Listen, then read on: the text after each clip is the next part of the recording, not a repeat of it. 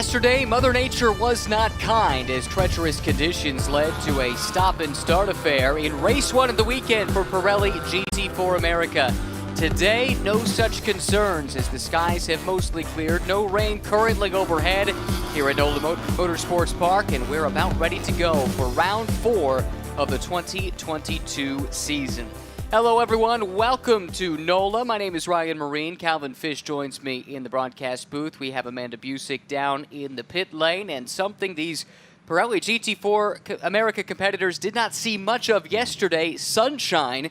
A pleasant sight overhead. The car's on track now for the first of 2 formation laps. Yeah, it was disappointing yesterday because these cars put on quite the show, and this racetrack has certainly proven to be very raceable, but the weather was not working with us, so it's time for a reset. Some teams obviously had a little bit of luck and fortune in terms of the race being called a little bit light on the race distance, but nonetheless, it's all about championship right now and scoring those points today. There's some guys out of position here, so it should be a fun one. There are the track conditions. It is warm, it is humid. There is a chance of pop-up showers all through the afternoon and perhaps some bigger systems moving in later on today. Let's talk about the racetrack though, Calvin. 2.75 miles, 16 turns. No real elevation change, but no shortage in challenge. No, it's very flat, so you don't really have any camber elevation change helping the race car around the circuit, but it's been ground. It's got good grip. We even saw it in the wet weather running that we had yesterday. The track does provide great grip, so tire degradation was a concern coming into the weekend, but it seems to have gone away since we got some rubber down. Racetrack's going to be a little bit different from what these guys qualified in yesterday early, with the track being a little bit greener with a washout yesterday, so lots to learn, a little bit of a guesstimate on the setup. Everyone's itching to go. We really didn't see much green flag racing yesterday at all. Starting grid flashing up on the screen. Keep an eye out for your favorite team and driver, but of note, that front row, well, it looks awfully similar to the way the race ended yesterday with the top 2 up front. The RS1 team of Eric Filgaris and Stephen McAleer on pole. Premier Racing starting second with Adam Adelson and Elliott Skier. The second of those 2 drivers for the respective teams will start here in race 2, Calvin. We had a chance to speak with Elliott and Adam just a few hours ago, and they're pretty excited about their chances, especially if it should stay dry. Yeah, it's really a great driver combination there. They got their first win yesterday. Adam Adelson said, I was literally scared behind the wheel. Not so much about the racetrack, but just the pressure of the situation and getting across the line for that big win. So they're going to rebound today and maybe sweep the weekend. Great day yesterday for that whole group. A few cars yesterday that had some misfortune. Random Vandals Racing comes to mind with the accident they had. Jason Bell and GMG as well, among others that were caught out by the difficult conditions. Yeah, and also Brian Part, he was involved in that start line incident, so they'll be given a 5-grid penalty. Kent and Cook should have lined up 3rd on the grid. They'll start in the 8th position, but they can still do a lot of work from there, maybe get on the podium still. One other story to keep an eye on, Johan Schwartz was scheduled to drive with Todd Brown, the team owner and co-driver, of course, for Johan there at Rooster Hall Racing here this weekend, but Todd had to leave the track due to a family emergency. We certainly send our best to Todd and his family, but Johan will be driving by himself, and that will lead to a real challenge given how hot it is, with some of these teams reporting cockpit temperatures over 140 degrees, plus all the humidity to boot. So a real challenge in store for Johan. A challenge for everyone, though. This is a tough track, a big field and a competitive field about ready to go. Safety car has accelerated away, and it will be the Scot, Stephen McAleer, who will take this field to the green. Elliott Skier alongside in a pair of Porsche Caymans. Looking to the starting tower for the green flag. Tom Hansen has it in hand. Wait for it to display, and as the field enters the VP acceleration zone, they are racing at NOLA Motorsports Park. Race 2 of the weekend for Pirelli GT4 America, and it's a drag race between a pair of Caymans into turn 1. Yeah, there's certainly some cars break rank there a little bit, so we'll have to wait and see if there's any decisions on that one. Just trying to file through this ultra-fast turn 1 corner, big sweeper here. Lots of switchbacks through this first sector. Side by side for 3rd overall, that is Eric Curran in the Invitational class, Celine, racing against the hometown team and entry from Jason Hart and NOLA Sport. That is for 3rd place overall. Looks like Skier has dropped back a little bit, and here comes Curran up the inside. He'll grab P2 for the Celine. Boy, did he tuck that in nicely. The car's got the grip there, down low into that apex. See someone run a little bit wide there. This is turn 4. Seen some smoke smoke out of the back of one of the BMWs mid-pack. That will be a story to watch. But how about this Invitational class car? They're not GT4 homologated yet. They're gathering data so the SRO's technical team can give the homologation. Eric Curran has done the bulk of the test driving on this machine, but Steve Saleen himself will be taking over at the halfway mark during the mandatory pit stops. Yeah, and certainly Mackler's got to factor this into the big picture thinking. They've won the first 3 races of this championship, have a handy points lead right now. He can't afford to get too aggressive here in defending that lead from Eric Curran if he tries to put the nose down the inside. Curran does take a peek. Further back, it's a fight here with Ian James in the heart of racing. Aston Martin back to the front of the field, though. And now it looks like McAleer's been able to get a bit of breathing room. Not much, but you don't get very much in this series. Yeah, that's going to be the key now down this front straightaway. Which car has the horsepower advantage? Long front stretch in, wide racetrack. Good to see a good clean start here for race 2 of the weekend. My thoughts exactly. After a front start to the race yesterday, side by side, Flying Lizard and B-Sport Racing. The 2 Astons making their way down the front straightaway might have got a little door-to-door contact there, but between the 2 Vantages. Yeah, there was one of the Aston Martins that jumped out of line, and I'm not sure if it was maybe Andy Lee at the start of this race.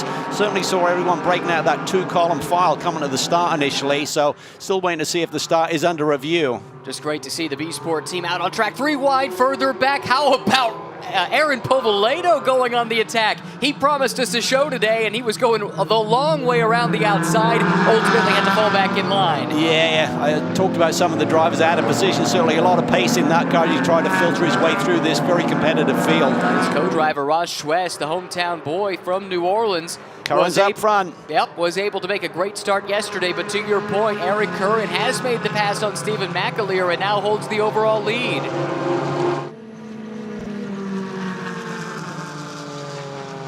Probably through that first sector, maybe turn 3, turn 4, it looked like the Saleen was working very well through there. Look at him ride the curves through there.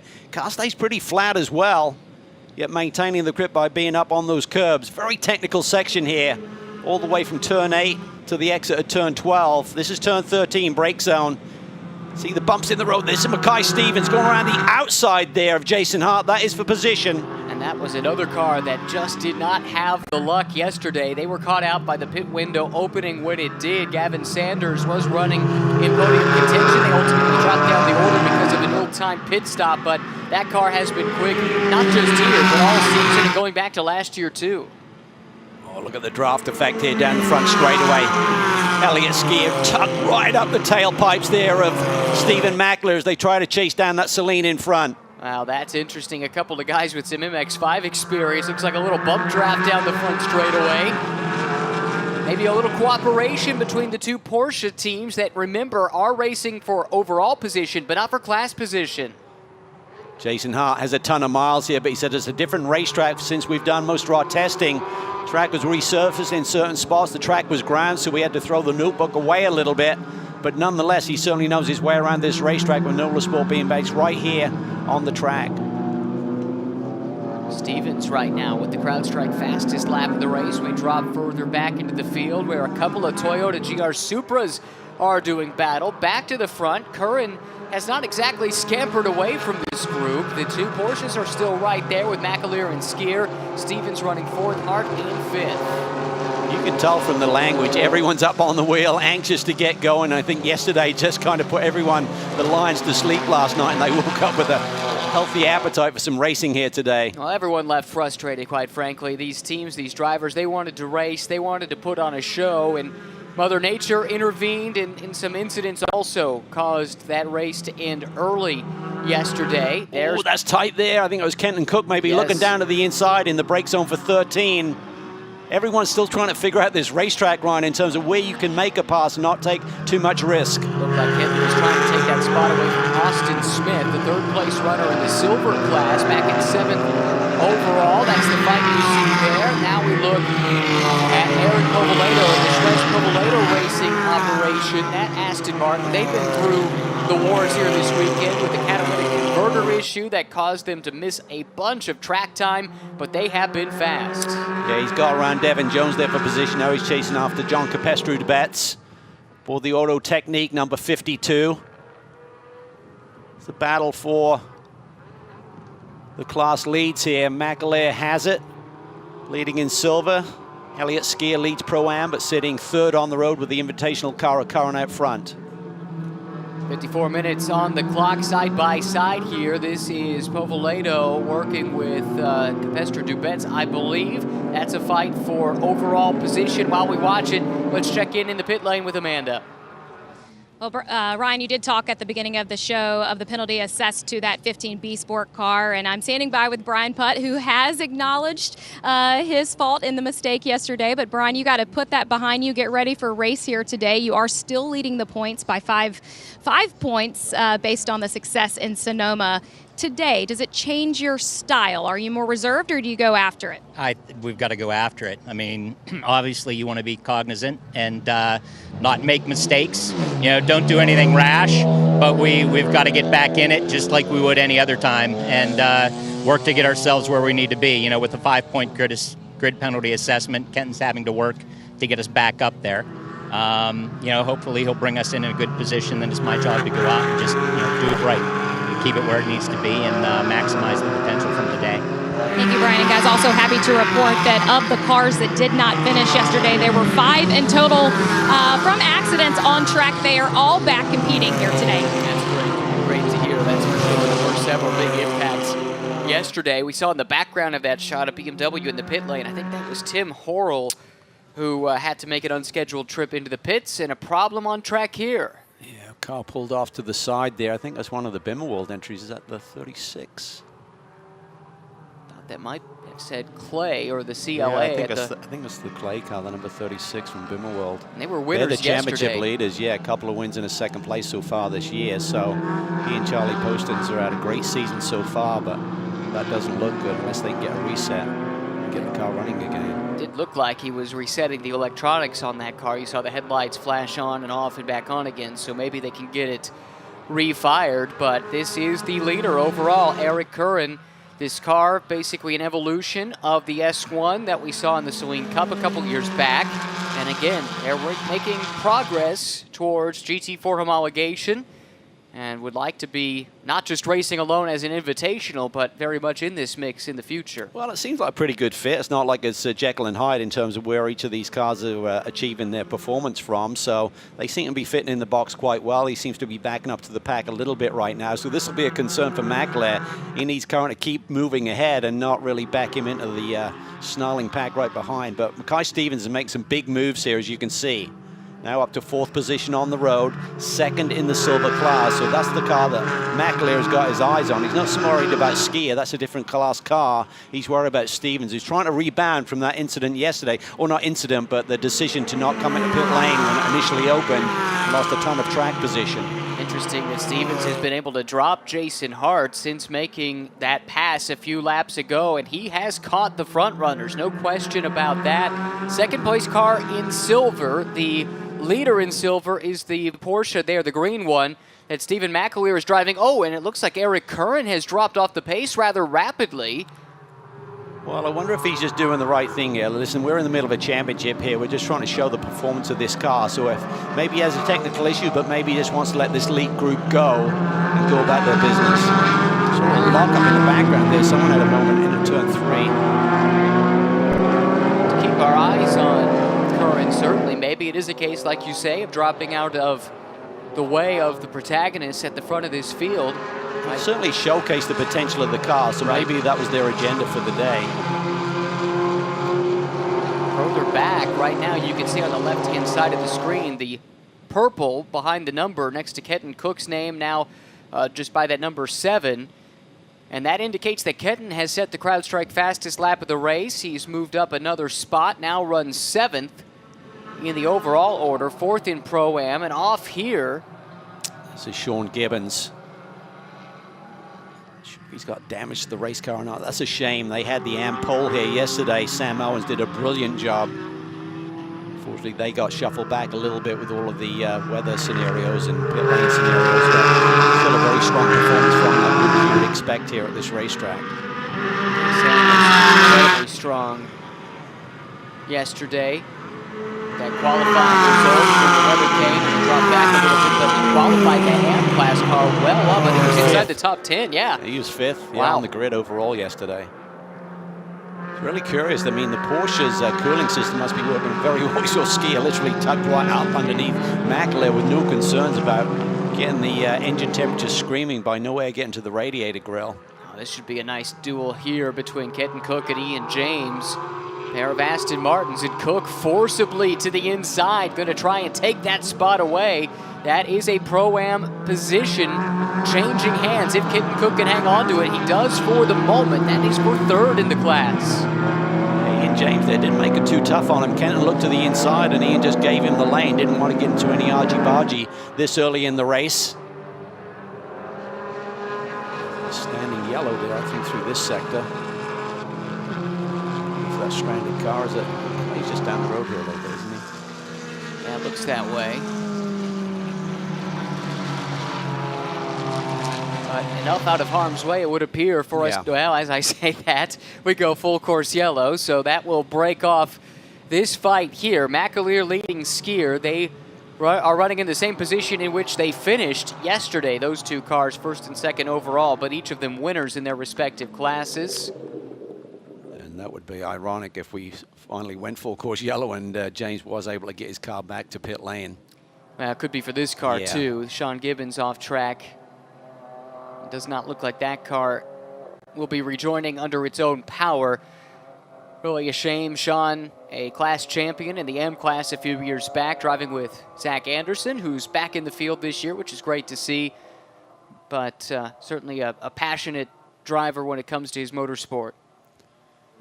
Kind of see the heat haze, which gives you a little indicator. It's not cool conditions here this weekend. Not quite as severe as yesterday. It's a little bit less humidity. The skies were cleared a little bit with that rain yesterday late, but pretty good conditions. Coming this far south this time of the year, expected to be a little bit toasty.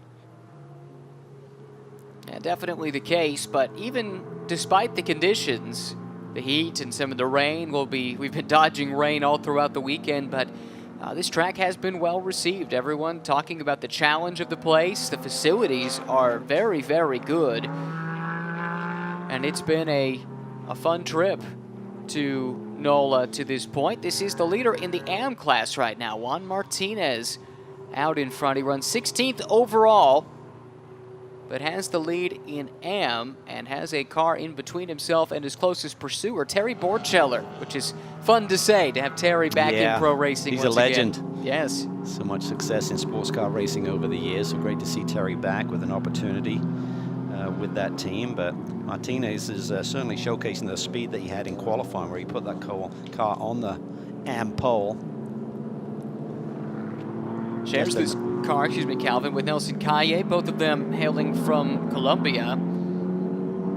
Juan does not have any professional racing experience that I can find, at least. Nelson's been around a little bit longer, has done some Formula Ford racing back in the mid-90s, and then did some racing in his native Colombia, including finishing third in the 6 Hours of Bogota in 2009.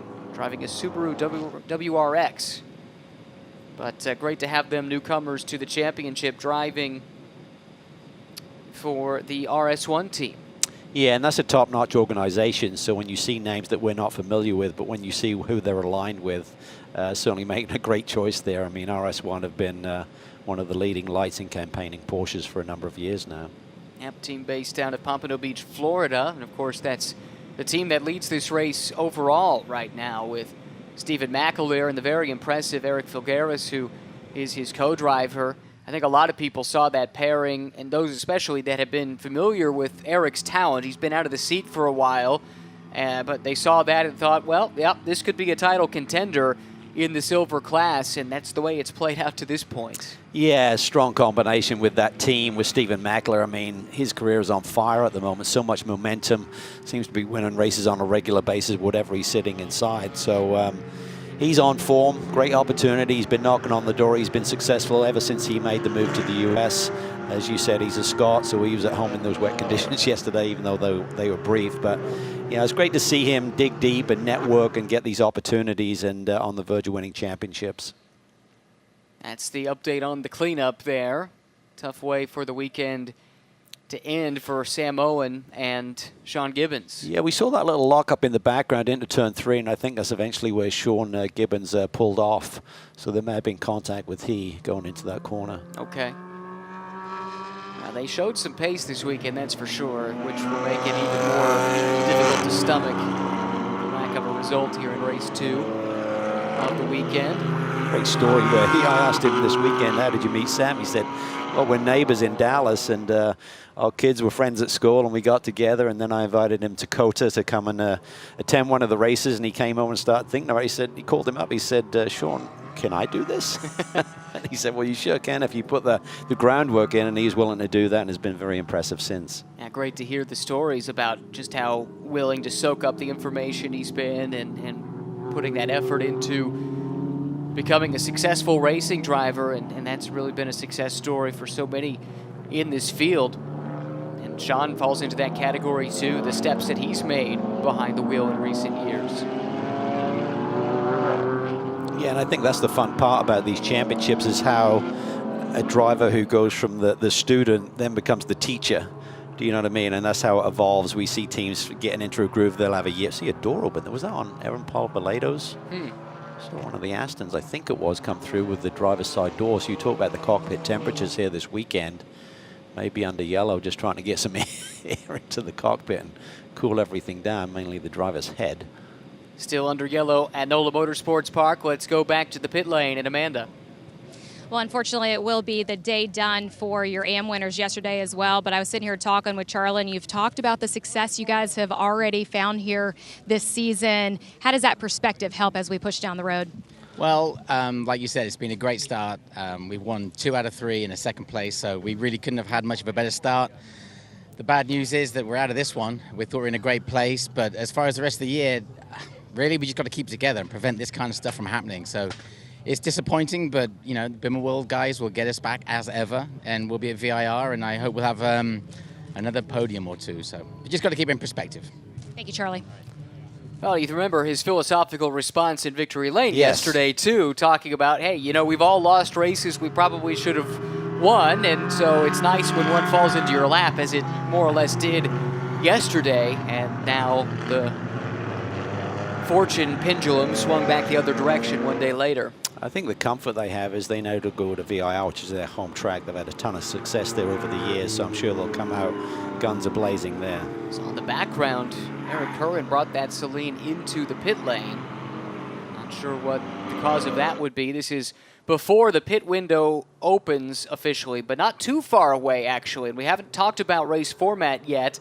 60-minute race, 2 drivers, except for Johann Schwartz, but that's due to force majeure, effectively. But there is a mandatory pit window right around the halfway mark, during which time all these teams must come in for a driver change. They must, and there's no changing of tires. You are allowed to adjust the pressures, but you have to do that driver change within the 25 to 35-minute window of this race. That was moved yesterday because of the close proximity with the safety car being out there for an extended period. We had a red flag, of course, yesterday as well. So, but if we get this thing going in the next lap or 2, they may not adjust that window. As you can see, we're only 5 minutes away from that, so they typically don't want to do it under yellow. Back out onto the track now for Curran, who led this race overall. This has been a good sign of what that car is capable of.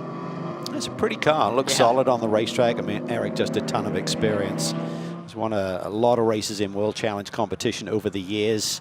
2-time prototype champion here in North America in the last 5 years or so. So very talented driver. He's got a very successful business, sells exotic cars based in the LA area. But he loves to get back behind the wheel on occasion.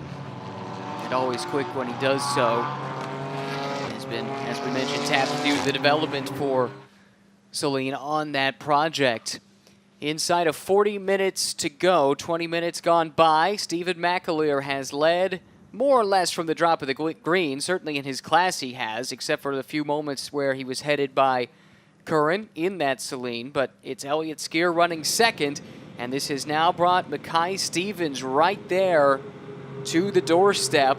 Keep a close eye on the JMF Motorsports Conquest Racing Mercedes that lines up third in line.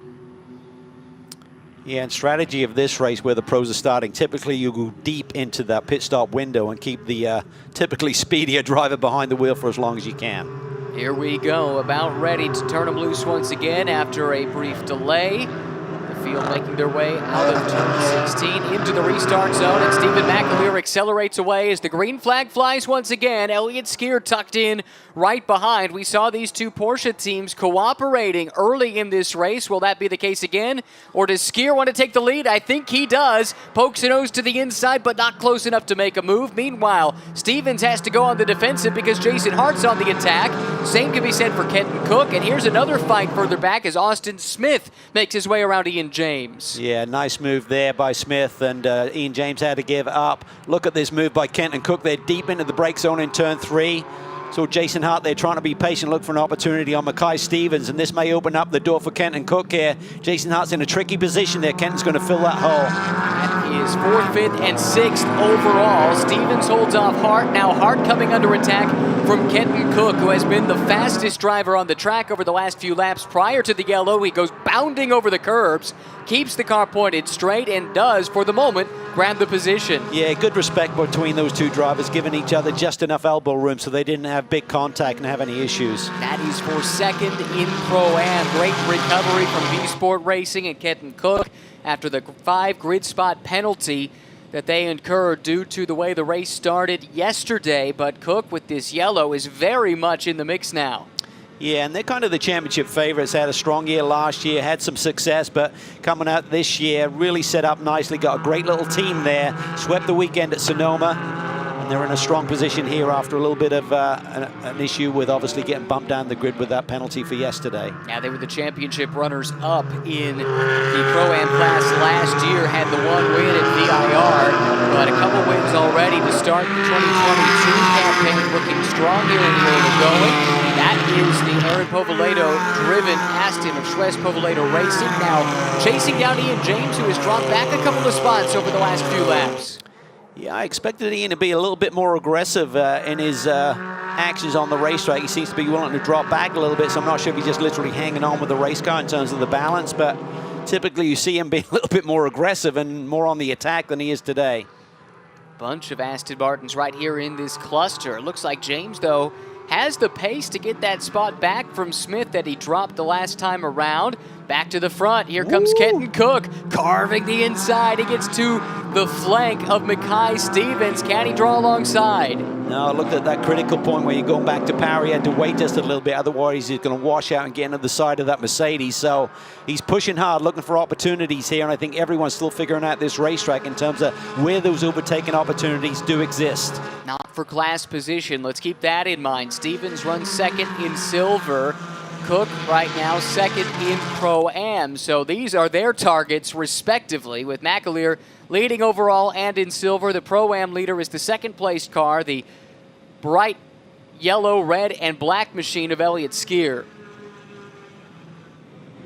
These cars so evenly matched. They do a great job of what we call BOP, balance of performance, in terms of getting these cars pretty evenly matched.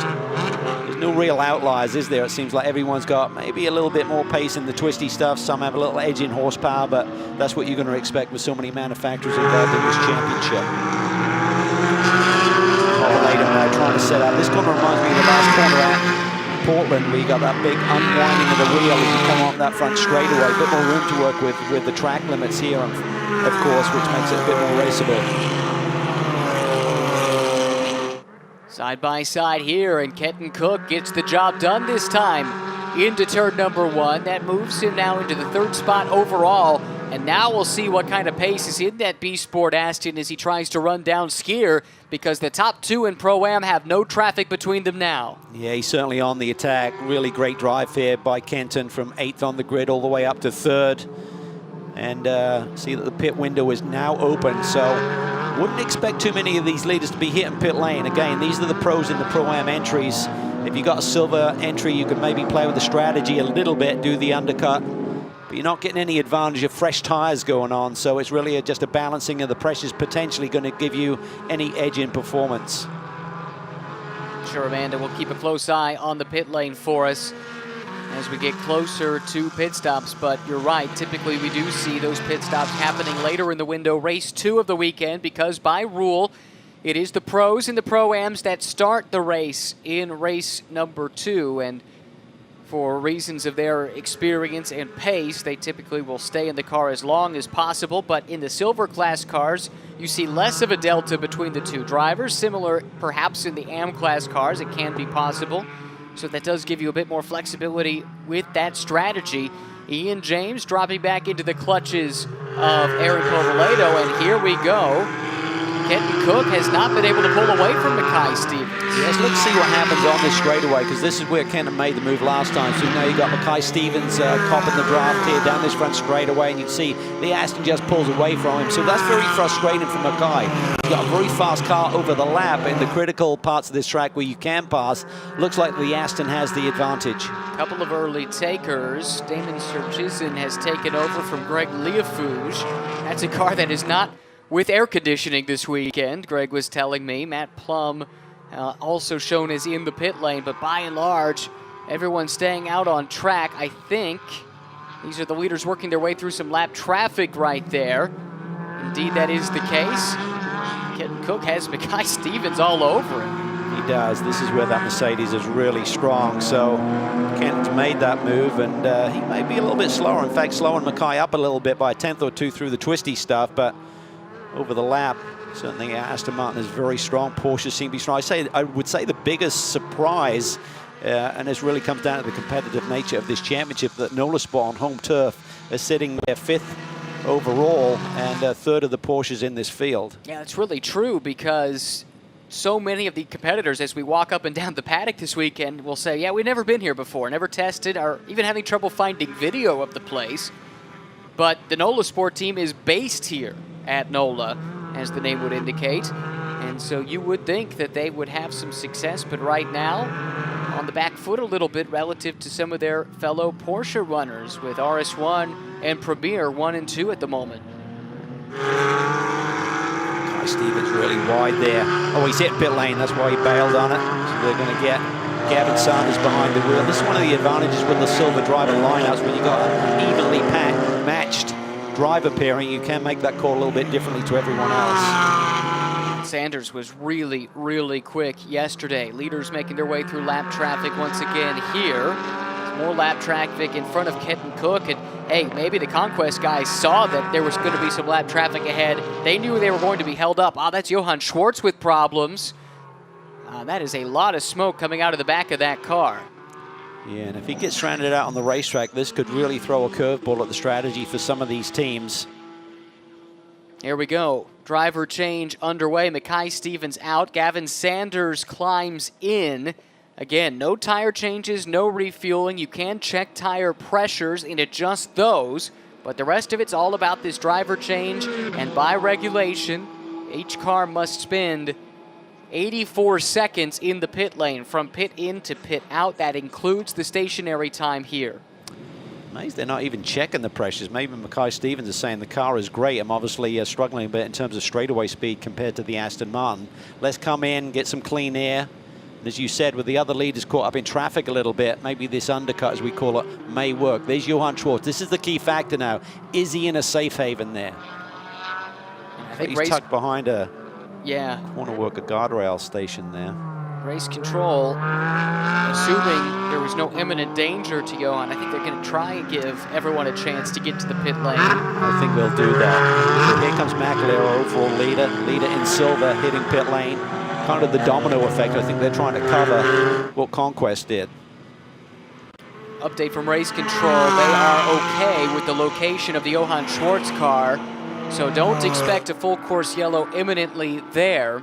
They may decide, though, to just get through this pit stop window and then reassess. It was a good pit stop from Stevens to Sanders. They used their 1 second joker. That was really good. Each team is allowed to do, so they executed nearly to perfection. Well, they had 3,500s to play with. No, that was good. I think they wanted to really get things right after yesterday by making that critical decision by not pitting with the rest of the group. And critically, it looked like that car was out with no traffic ahead of it. So That certainly will help their cause to move up the field courtesy of these pit stops. Here's McAleer giving way to Filgaris. This is the car that now it's Sanders driving that Conquest team is chasing. See the difference here. They're doing a major check on the tire pressures here. Looks like they're bleeding some out of the rears. Unlike the Conquest Mercedes, they were happy with their balance, but this is really going to put the pressure on Eric Filgaris. Going up against Sanders here. Key is going to be, what is the gap here at the end of this lap? Okay, they released the RS1 car. We'll check the time of the pit stop. It was good, but not as good as what the Conquest boys did. 84.6 seconds compared to 83.3. And there is the Conquest car just coming down the front straightaway. Others that just finished up, I think there's going to be a problem for the Heart of Racing team. They did theirs in 82 seconds, so that is under the Joker time. Yeah, that's a definite penalty there, so that's unfortunate. Drive through. So Sanders here trying to get up to speed. It seems like McAleer's in-lap may have been slightly better than Gavin Sanders' out-lap, because I believe that the gap has increased between the two silver class leaders. Just got to wait for everyone to hit pit lane and things to shuffle out through the timing and scoring, but I think the 18's lead over the 34 is bigger than it was prior to the pit stops. And this is a big moment here because this is a silver class Mercedes trying to pass a Pro-Am Aston Martin with the Am now, Brian Putt, who is a quick Am, don't get me wrong, but he's the one driving, and you would not think he has the pace of Sanders. So Gavin's been held up a little bit here. That is great news for RS1. It really is, and pretty forceful there. He couldn't afford to waste too much time, and this is not an easy track to race on, and Brian Putt being pretty respectful there. He talked about getting on with the program, putting yesterday's little error. I mean, it wasn't a blatant, egregious error. I mean, he tried to make a move at the restart, just got a little bit wrong, and obviously huge consequences in the middle of the pack coming to the green. But he's got to get his head on straight here, and I'm sure they talked about it a lot last night in terms of just a quick reset. One other pit stop to update you on. John Capestra Dubets, who was running in the top 10, gave way to Tom Capizzi, and that was a bit slow, 86 seconds. So they lost a few seconds there in the pit lane. That might drop them down the order a little bit.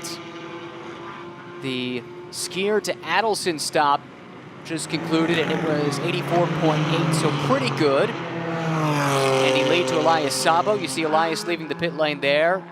Jason Hart's still out there. He needs to get to pit lane here pretty rapidly. Yes. Don't have to complete the service, just be on pit lane before the clock winds down to 25 minutes to go in the race. Early leaders in the Am class here in the pit lane now. Really solid run for this group. As a team, RS1 has been on it. Martinez and Kaya, the two drivers of this car. Don't talk about liveries much, but that is pretty sweet. Yes. No argument for me. Okay, Hart to the pit lane. Povelato, Jesbray, Curran all coming in. So we're pretty close to knowing how this is all going to sort out. Right now, though, it looks like Filgaris and McAleer have consolidated that advantage at the very front of this field.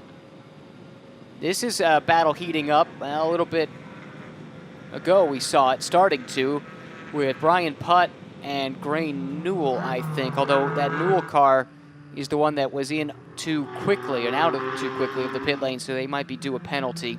So Adelson has actually got around in terms of track position around the 18. They went in reverse position to this prior to the pit stops with the 18 machine ahead, of course. Yeah, good eye there. So that might be the difference with that slightly slower stop for RS1, but this is not for class position. I think these two are going to cycle through as the overall leader and second place overall. You see the car that Jason Hart started exiting the pits right there, the NOLA Sport car. Yep. That was a good pit stop. It was. So keeping Jason Hart out there and as deep into the race as they possibly could. But look at this. Eric Filgaris down to the inside on Adelson. Powerful move there. Wasn't hanging about. He wants to get on with things, try and stretch the lead to the nearest silver class car behind him. And Adelson will be told, listen, let him go. Just focus on another class win here today. Pit window is closed. Everyone has come in and made their stops. So we got a spin here, and that's Brian Putt. This is the car Kenton Cook started. and was tearing through the field with. Yeah, Gray Newell was close to him, so I'm not sure if there was contact between those two Aston Martins.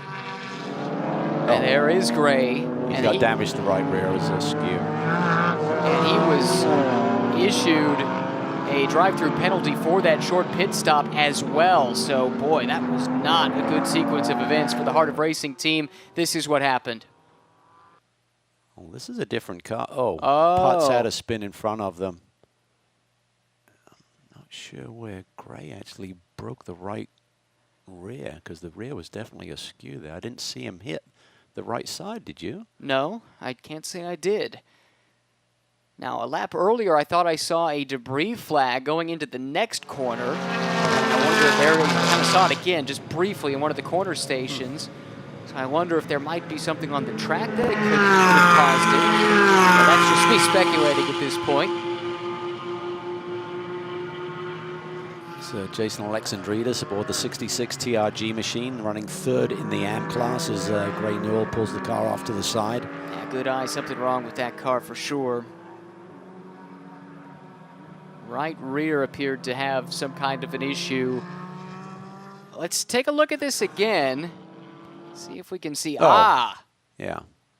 That's in a different corner. That's after the putt spin. That's the next corner ahead. Putt spun in turn 3, yes. and then these two got a bit too racy going into turn 4. Precisely. So that was Ross West that got into Gray Newell there. Gray, though, quite a ways off track.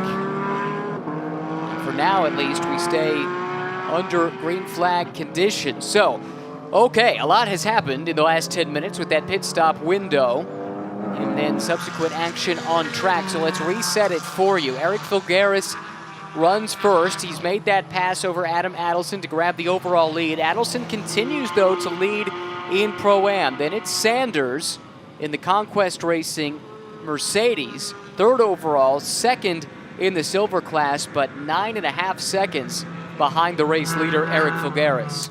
Yeah, so basically the silver and the Pro-Am leaders have about 9-second leads on their nearest competitor. So it's a healthy margin. Just focus on hitting your marks. The cars have lap time, have the performance, so now it's all about just bringing it home to try and sweep the weekend for both of these cars. Shown as Jason Hart, but it should be Scott Noble driving the fourth place car. That's the car that Jason Hart started.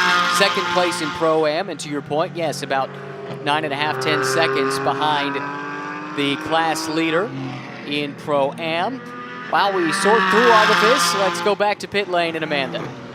Well, it's definitely not Jason Hart because I'm standing next to him, but NOLA Sport based out of here. Your actually operations are out of a building just over there. Being at the home track, is there advantage for you guys? Yeah, the mega advantage is all the New Orleans-based, Louisiana-based fans that have come out with all the others, but near and dear to the heart is the NOLA Sport customers that have never really seen what we do in person.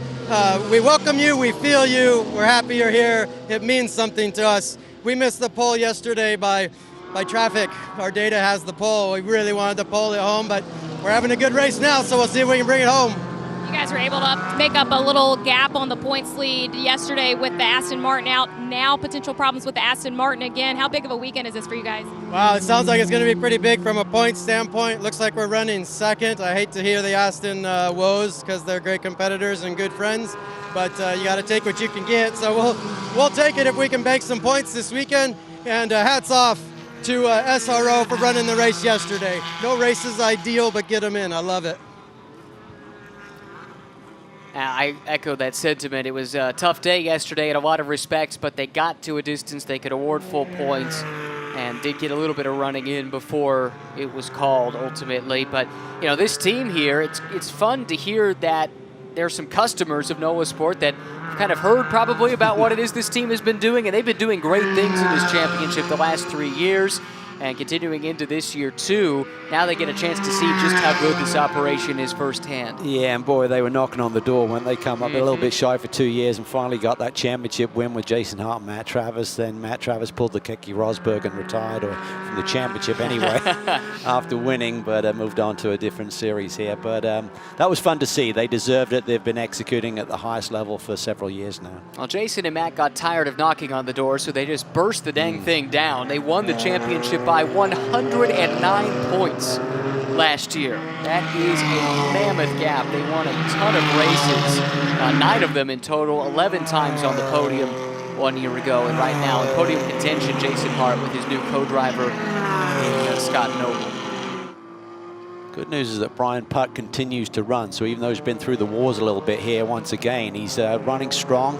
Feeling the heat now from Lucas aboard that Toyota Supra there. That's the Motul liveried 016 right there. So a nice little battle here. Jason Bell making a move down to the inside. Oh, that's great to see. Yeah, big incident yesterday. Didn't finish. Had to go to the backup car, and it was a car that got damaged at Sonoma in GT America competition.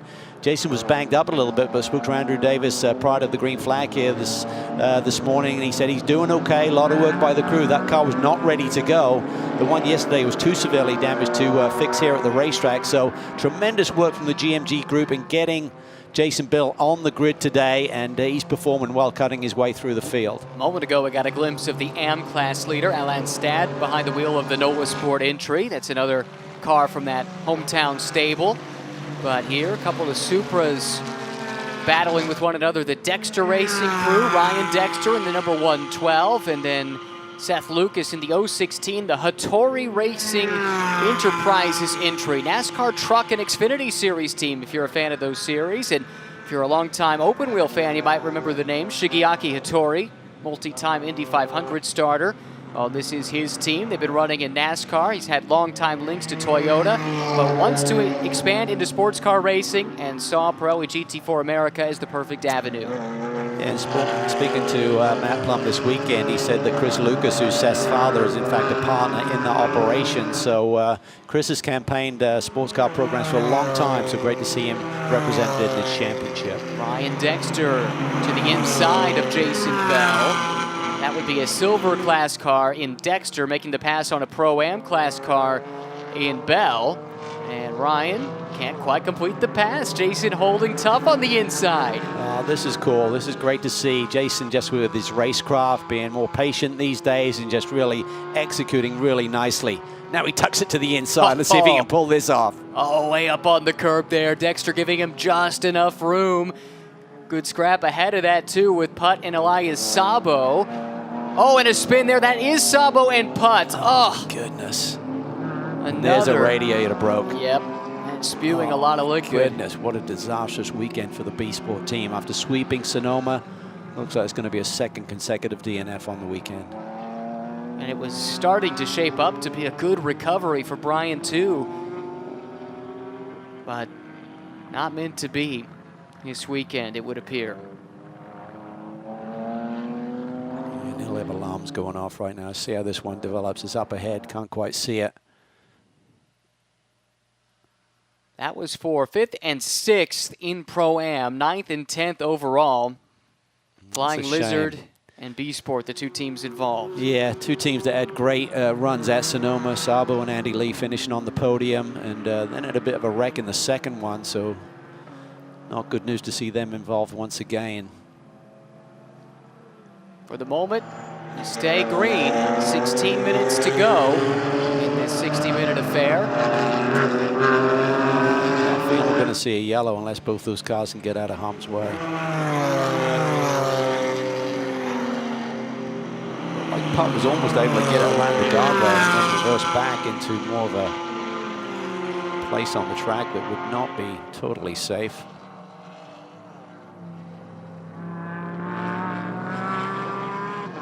Got to figure that, well, if those two cars got there, there's the ability for two others to do the same thing, right? Well, we saw that yesterday, didn't we? Yeah. The incident that ended the race, it was effectively two single-car accidents in the same corner. There's a spin, 51 car that was started by Austin Smith, I think. Zach Anderson is the second driver in that car, but that was the car that was running in 5th. I think Zach started the car today, Okay. and Austin finishes. Silver lineup, so you see Elias, he obviously feels that maybe Brian did something wrong as he comes over to discuss.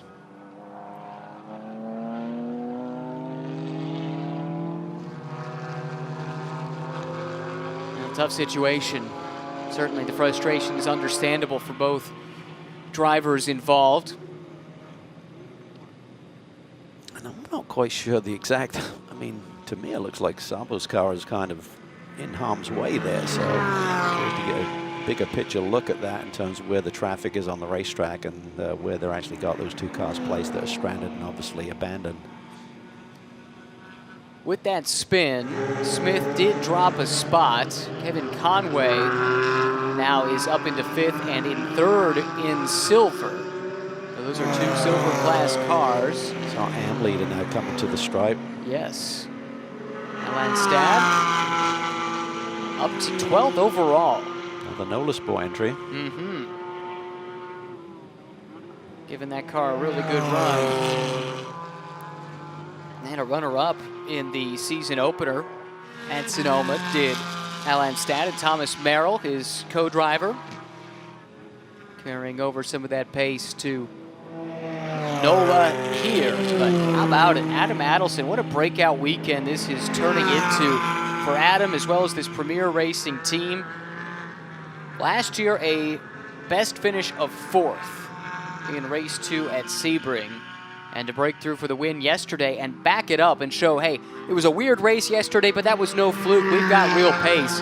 Both he and Elliott Skeeter have a lot to be proud of. Yeah, it's an exciting driver combination for the championship. And now we're looking at the 34 machine of Gavin Sanders running 2nd in class, quite a ways back of Filgueras. I think the gap there between the leader and he is probably around 13, 14 seconds.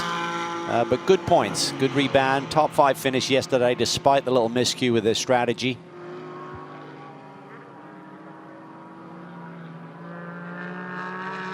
They kind of keep on a roll. We talked about yesterday as one of the rare occasions that they haven't finished on the podium. I think they've done 12 races and only finished off the podium once. And today, so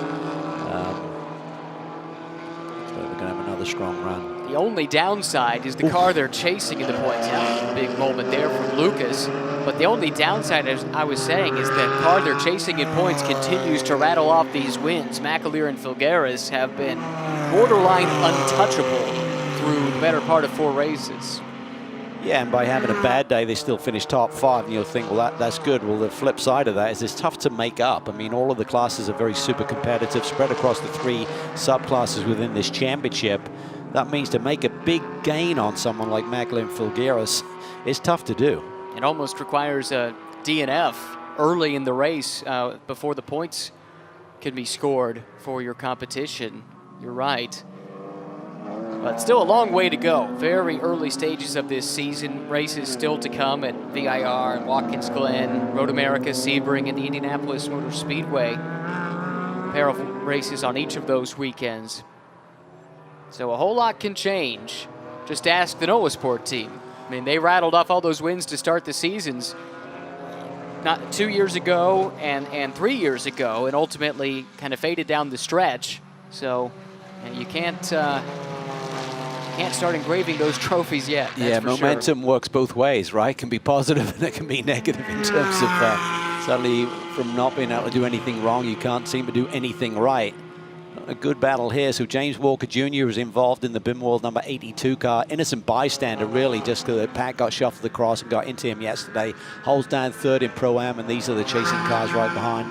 Capizzi, that would be, and Bell, those would all be positions for that final podium. So this is really 3rd through 6 in Pro-Am we're looking at. Yeah, great stuff here. A couple of BMWs, the Aston, and then the Supra, which has been such a good platform since it debuted. It's become a favorite of teams and drivers. Fans, too, really like that Supra. And you see more and more of them in GT4 paddocks globally. Toyota stumbled onto something. They did, and I was talking to Matt Plum about it this weekend, who's driving one of these Toyotas, obviously, and he said, you know, we just seem to struggle a bit in straightaway speed, but right there, I didn't really see a big delta, to be honest with you, compared to the Aston Martin anyway. We saw the Aston Martin being a little bit stronger than Mercedes, so I think they've got to be somewhat in the performance box with straightaway speed. It's an impressive drive, though, for Seth Lucas, who does not have a ton of experience. Made a Trans Am start at Mid-Ohio for the Ave team last year. But other than that, really doesn't have a whole lot on the resume up until this season when he started this program. but doing a good job keeping pace there with Jason Bell, who has rounded into a really solid AM in these Pro-Am lineups. Yeah, Matt Plum said he got the call from the Boss brothers, who are longtime competitors in sports car racing, and they knew of this Lucas situation, and Seth was looking for a mentor and a coach, and they gave Matt a call, said, "Are you interested?" He said, "Absolutely," and it's turned into a really great partnership. How about that pass? Oh, and a problem there for Sanders. On and off for technical issues. Now got grass in the radiator grill, which is not great news. So I'm not sure if he had a quick spin or whether he was just pulling off to the side with a technical issue. He had been 3rd overall, 2nd in Pro-Am. It was a bit of a gap back to the next car in silver, so we'll have to see where that drops him to. Yeah, he did lose another position in silver. Kevin Conway now up into 2nd, so that will be a story to keep an eye on. While that happens, though, let's go back to the pits and Amanda.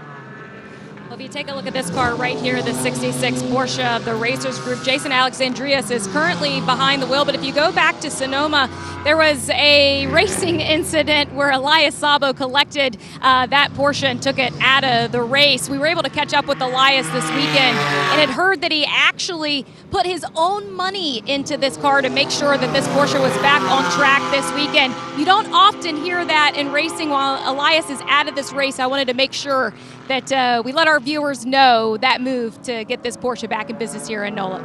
It's a great gesture. Yeah. Amanda said you don't often hear, you never hear, of anyone paying for someone else's race damage. It's he just felt it was his fault. He knows that all of these teams are, working hard, as we now see the door coming open through one of the corners. That's going to be very distracting to Jason here as he tries to complete this race with 7 minutes to go. But yeah, just Elias Sabo, just a gent, just a true competitor, and understands how hard it is for these teams to get to the races, and knew it was a big hit. And he stepped forward and gave them a bit of funding to contribute towards the crash damage. So I'm sure it was appreciated by Kevin Buckler and the whole TRG group. Oh, Gavin Sanders is in the pit lane here. This is turning into a really challenging weekend for this team. They had the miscue with the pit strategy yesterday, and now this. But to the previous conversation, oh, that's the issue.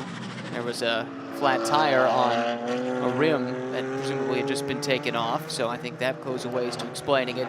But the camaraderie within this paddock is remarkable, and stories like the one that Amanda just passed along are exemplary of that. And then, yesterday, Random Vandals had their crash, and one of their fellow BMW teams, the Fast Track Racing team, came by and brought that team dinner as they were putting their car back together. And that's the kind of thing you do see in this paddock. I should say it's not been a good day for Random Vandals here again today. They had to drop out of this race.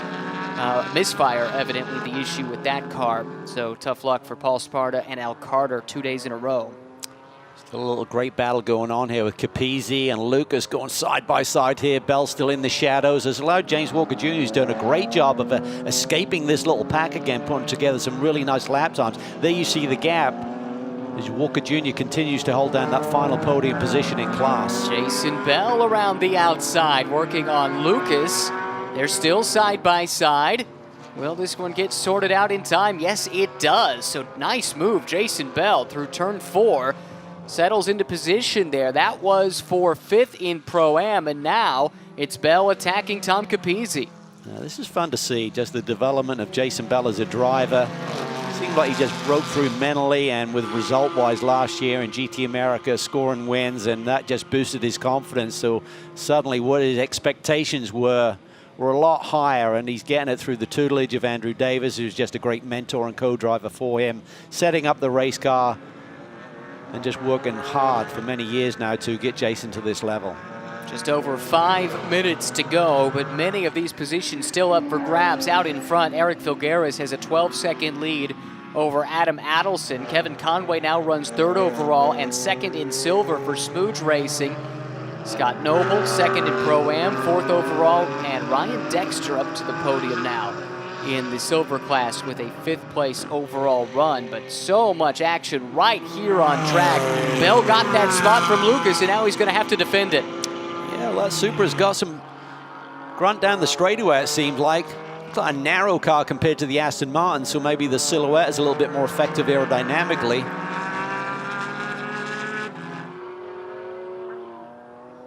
Great little platform. Super successful, led by TRD. Steve Hallam is always on site, watching how these customer racing programs are developing. So much experience with that man. Longtime McLaren engineer in their Formula One squad back in the Senna days and Michael Andretti days as well when he was over there competing in Formula One. We saw Alain Stad, the AM class leader, working his way into the mix too. This is the 112. Ryan Dexter, currently 5th overall. Little team out of Nebraska that burst onto the scene a few years ago at Portland. They had done a bunch of racing in Trans Am with Ginettas. Wow, that was a lot of curb. That's cool. And they ran that Ginetta, the G55 version, for a number of years. Went Aston Martin last year, and now making the transition over to the Supra. They have the new G56 Ginetta in a second entry in the field as well. But this is a neat little family-owned team that has been really on the ball. Yeah, I think they got everyone's attention in terms of, for a small knit team, very efficient, get the results done, seem to focus on the right things, work hard on the engineering. Looks like that car's picked up a little damage on the left front of the car, right side of our pictures. Yeah, it's definitely dipped down a little bit, isn't it? Doesn't seem to have that nice flat look to it when he comes off the corners. Dominic Starkweather started this car, former SCCA champion on the Majors Tour and in his local club. Has been racing off and on in SRO competition. This is where it gets interesting. Mixed class racing here. Same platform though, everything's GT4, but your AM class leader is mixing it up here in the middle of the Pro-Am field. Look back, and he got pressure from behind, so he's got to keep moving. The 888 machine, McGuiver there is second in class, so for Stad there aboard the orange, black, and white NOLA Sport entry, he needs to cut through this little battle in front of him, otherwise he's going to maybe lose the win here this afternoon. Yeah, new co-driver for Sean Whalen, Matt Guiver in that Zalus machine, that brightly colored car that is running second at AM. So yeah, we've got a fight on our hands. Just about a second between first and second place in the AM class. Less than 2 minutes to go. Scott Noble with a nice measured drive. Here's a replay. This was Dexter on Noble. And that would be for 4th overall. Not for position in class, but Dexter Racing continuing to show well. Yeah, and I think Noble may have got the word over the radio, just let him go. He just settled back in here, bring it home in that runner-up position. They're too far adrift to battle such a threat for the win this afternoon. There's so little time left on the clock. Well, you made a good call a few minutes ago. James Walker Jr. was in the middle of this throng, but has driven away from them. He's had a great drive. Currently 3rd in Pro-Am and 7th overall. Might have got a bit more TV time if he had tarried around and stayed in this battle, but he boogied out of there and is, as a consequence, in a position to bring home a podium. Yeah, and that'd be cool. It'd be great to see Devin Jones on a podium again. Had a severe injury a couple of years ago, big incident, and fought back, was determined to get back behind the wheel. So great to see those guys competing with each other this year. And a new partner for James Walker Jr. this year, as the clock goes down to 30 seconds, will be coming around to take the white flag, or in fact just did. Eric Filgaris out in front, but Walker now driving with Jones after several years with Bill Oberlin, and in a position for their first podium as a pairing. Here we go, fight for the AM class lead right here. It's the NOLA Sport Porsche, orange and black, that holds the position, but Guiver right there for Zalus. That's all it is. That's the difference. First and second in the AM class. Thomas Surgeon right behind. That's a Pro-Am class car, not in this battle for class position. Yeah, and I don't think this is their final lap. I think it's the final lap for the leaders, so I think these guys have a bit more fighting to do potentially. Guiver looks to the outside into 13. Haven't seen anyone try that. Now he's up on the curb. This is going to be really tight. Stad trying to swings across and set up for 15. 2 corners to go to complete the lap. I don't think they're going to get the checker, so I think they've got one more lap of fighting to go here. Really good race between these two down the front straightaway with the white flag awaiting them. 1 lap to go in the battle for the AM Class lead. Stad has it. And Guiver tried to take it away, but an out-of-class car is going to have some say in how this plays out. Oh, boy. Guiver's not going to like this one bit. No, that's... yeah, for Lucas, I think the team should have told him, just settle back, let those guys go at it for the win. Yeah, you're right, that is Lucas there that has fallen into those clutches, but back to the front, to the start-finish line, the checkered flag once again for Eric Filgaris, Stephen McAleer, and RS1. They stay perfect on the 2022 season. Meanwhile, Adam Adelson and Elliott Skier sweep the weekend in Pro-Am. A pair of wins at NOLA for Premier Racing. Great performance, way to back it up. He said he was nervous yesterday, but that obviously gave him a boost in confidence to bring it home here today. Made the wise move, didn't want to fight too much with Filgaris, who's not fighting for that class position. Just give it up and bring it home. Big points. Well, Guiver's been able to get back around Lucas, but that cost him a ton. They were nose to tail at this part of the racetrack the last time by.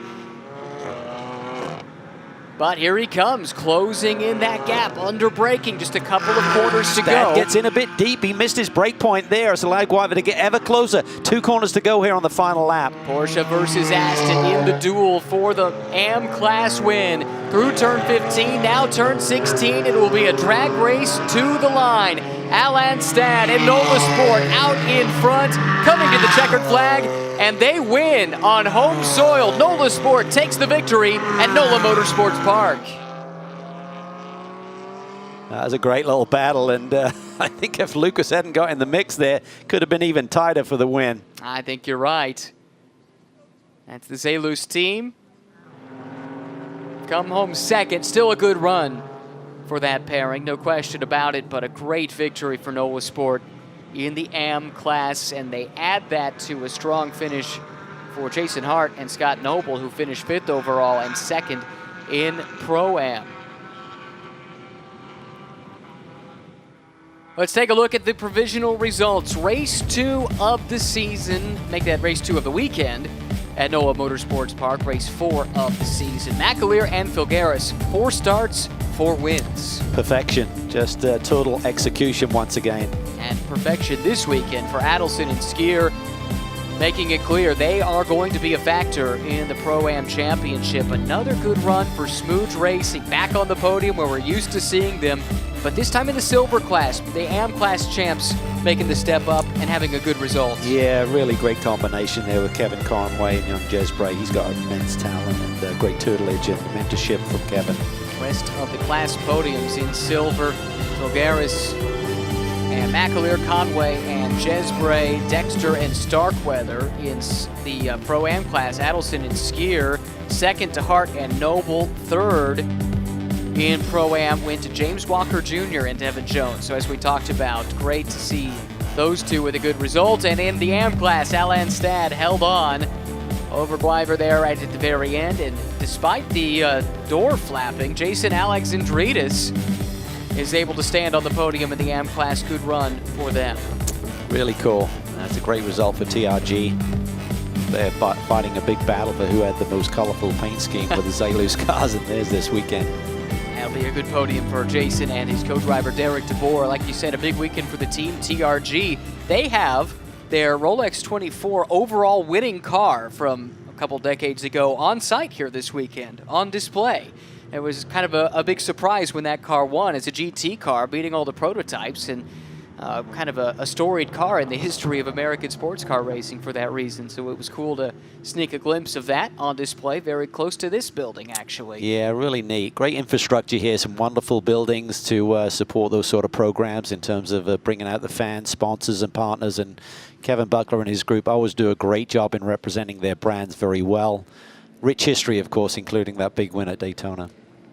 And the teams will be happy to hear it's waited this long. Amanda letting me know we do have some light sprinkles in the pit lane, and given how weather affected the race was yesterday, wonderful that we were able to get a full race in for race 2 of the weekend and really put on display what this championship is all about. Close fields, huge car counts, and really fierce competition. Shame to see this. Two keen competitors obviously making contact there, and for the B Sport entry to be out 2 days in a row was not the weekend they were looking for. They got a rebound after sweeping the opening rounds of the championship. Yes, that's true. Definitely a setback for B Sport Racing. Tough to see. Some bad luck for Elias Sabo and company as well. Down to Victory Circle and Amanda. Well, Eric, you hopped out of the car with fist bumps going wild, and you sweep the weekend here, swept Sonoma. Why is this team so dangerous?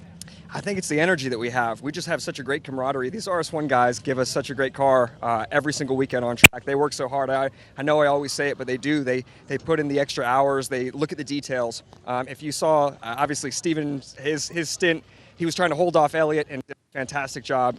So I have, in my opinion, the best teammate on the grid. He just is a phenomenal mentor, teammate, friend. This is Community Beer Works' 10th anniversary. So we're really proud to have them on board, really proud of these RS1 guys. And it's my mom's birthday tomorrow. So my parents aren't here. Happy birthday, Mom. Love you, miss you. And thanks. Congratulations on a special weekend. Need to hear about that relationship, mentor-mentee, between Eric and Steven. And the emotion there, I think he knows how much his mother and father have supported his career and got him to this point where he's winning races and looking good for the championship. Now that's true of so many racing drivers, the sacrifice it takes to make it to this level, to race at the pro level. It is truly a challenge just to make it in this sport, and that story that Eric has is one of perseverance. So great to see it paying off in a big way. Looking forward to hearing from other class winners, and sounds like we'll be able to do that right now, Amanda. Earlier in the broadcast, we ran into these guys prior to pairing, just work between weekend for Adam. Elliott, you working alongside him? In a car.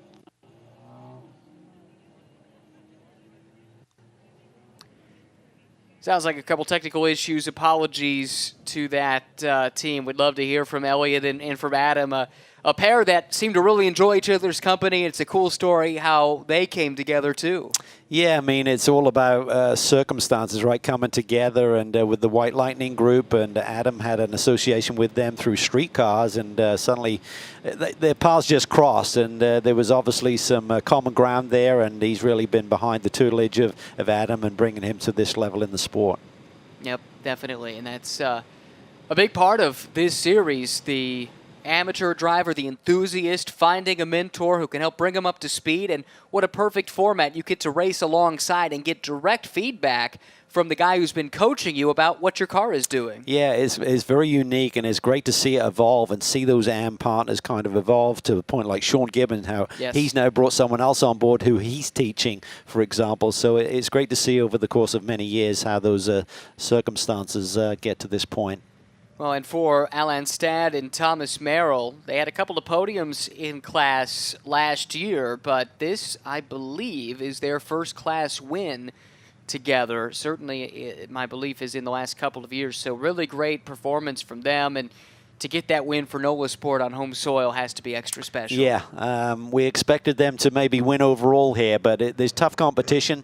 They had a solid day, finished second in Pro-Am, winning Am, so really good home turf performance by that whole group. That's a neat shot of the flora and fauna available here in New Orleans. We had an interesting view of some of the local critters last night at dinner. There were a handful of gators that made their way up onto the grassy bank near our restaurant, and got a little closer to them than I'd care to be entirely honest with you. But it's been a fun trip to New Orleans. The food's been great. The hospitality has been wonderful. And as we've said a number of times, this track has really pleased everyone since we've shown up.